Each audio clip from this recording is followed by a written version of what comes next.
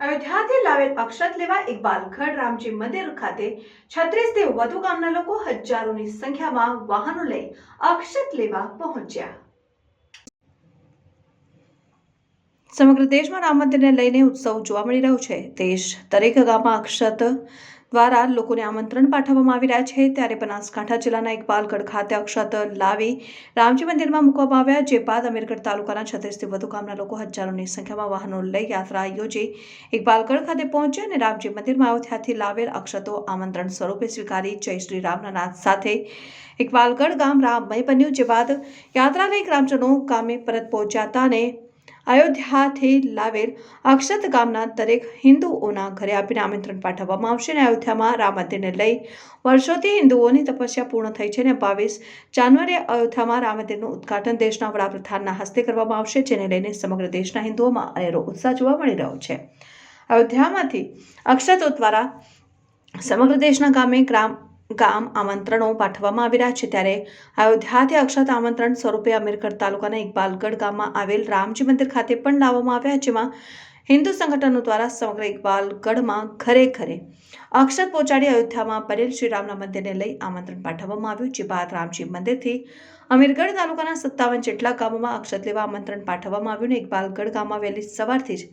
અમીરગઢ તાલુકાના 36 થી વધુ ગામના આગેવાનો અને ગ્રામજનો દ્વારા મોટી સંખ્યામાં વાહનો લઈ પહોંચ્યા અને દરેક ગામની યાત્રાને ડીજે સાઉન્ડમાં હર ઘર ઘર में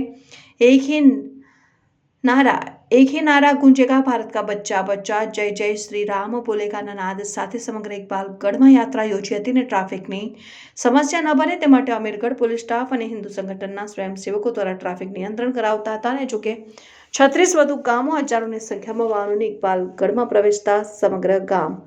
રામમય બન્યું। જય શ્રી રામ। 22 જાન્યુઆરીના આપણા અયોધ્યામાં પ્રાણ પ્રતિષ્ઠા થઈ રહી છે રામલલ્લાની, ત્યારે આપણે વિશ્વ હિન્દુ પરિષદ, સંઘ અને બજરંગ દળ દ્વારા ગામે ગામ દરેક હિન્દુ ભાઈના ઘરે ઘર અક્ષત પહોંચાડવાનું કામ હાથ ધરવામાં આવ્યું છે। તે માટે દરેક સંગઠનના દરેક નાગરિક અને દરેક હિન્દુ ભાઈ ભેગા થઈ અને આ કાર્ય પૂર્ણ કરી રહ્યા છે। જ્યારે આપણે અમીરગઢ તાલુકાના અંદર ઇકબાલગઢના અંદર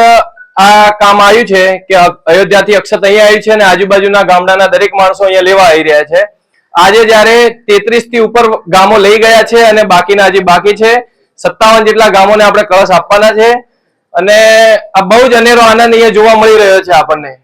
22 જાન્યુઆરી ભગવાન શ્રી રામજી અયોધ્યામાં બિરાજમાન થવા જઈ રહ્યા છે, તેનો અનેરો ઉત્સાહ સ્વરૂપે આજે રામનગર ઇકબાલગઢમાં 57 ગામમાં અક્ષત જે